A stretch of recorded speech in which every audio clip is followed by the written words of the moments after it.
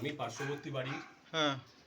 প্রতিবেশী ওদের জয়দেব শাহ। হুম হুম এই বাড়িটা 2018 সালে এরা প্রমোটিংয়ে দিয়েছে। হুম যে প্রমোটারকে দেওয়া হয়েছে সেই প্রমোটারের আর্থিক দুর্বলতার দরুন এরা আজকে এতদিন ধরে ফেসে রয়েছে। হুম 2014 সালে নোটারিয়াল এগ্রিমেন্ট রাজ্য সরকারের নিয়ম অনুযায়ী মানে অবৈধ।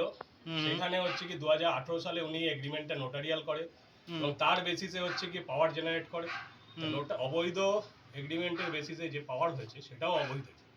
তার বেসিসে হচ্ছে কি উনি 2023 সালে এই ফ্ল্যাটটা বর্ণাবাদ থানার এক অফিসার যিনি এখানে একটা কেসের ব্যাপারে এসেছিলেন তাকে ঘুষ বাবদ সেই গুহ মানবেন্দ্র গুহ তার নাম, তিনি রিটায়ার্ড, তার কাছে বিক্রি করা হয়। আচ্ছা।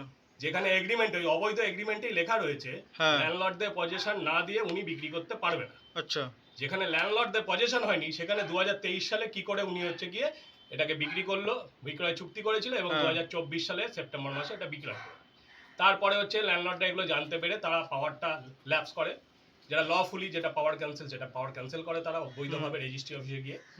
তারপরে একে নোটিশ বার্তা সব কিছু দিয়েছে, সমস্ত লফুলি সব স্টেপ নেয়। নেওয়ার পরেও প্রমোটার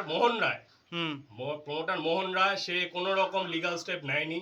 তার পেপার যেহেতু ফেল, সে হচ্ছে সমস্ত অবৈধভাবে পুলিশকে পয়সা খাইয়ে প্রশাসনকে পায়ের তলায় রেখে যা খুশি তাই করে হচ্ছে গিয়ে উনি এখানে আজকে লোক পাঠিয়ে যিনি এখানে কিনেছে মানবেন্দ্র গুহ তার লোক এবং তার প্রমোটারের লোক পাঠিয়ে এই বাড়িতে একজন বয়স্ক লোক ছিল সে অরুণ মুখার্জি, এই বাড়ির বড় ছেলে, তাকে মারধর করে ছিঁড়ি দিয়ে ধাক্কা মেরে ফেলে দিয়ে রক্তারক্তি কাণ্ড ঘটিয়ে এই জায়গার দখল নেয়। তারপর আমরা পাড়া প্রতিবেশীরা বেরিয়ে এসে পুলিশকে ফোন করার পর পুলিশ এলো, তারপরে পুলিশের মধ্যস্থতায় এখন তারা তাদের থানায় নিয়ে গেছে। কিন্তু পুলিশ এদের এগেন্সটে সব মানে স্বতঃস্ফূর্তভাবে যেটা লিগ্যাল পয়েন্ট সেই পয়েন্টে কোনো রকমভাবে স্টেপ নিচ্ছে না।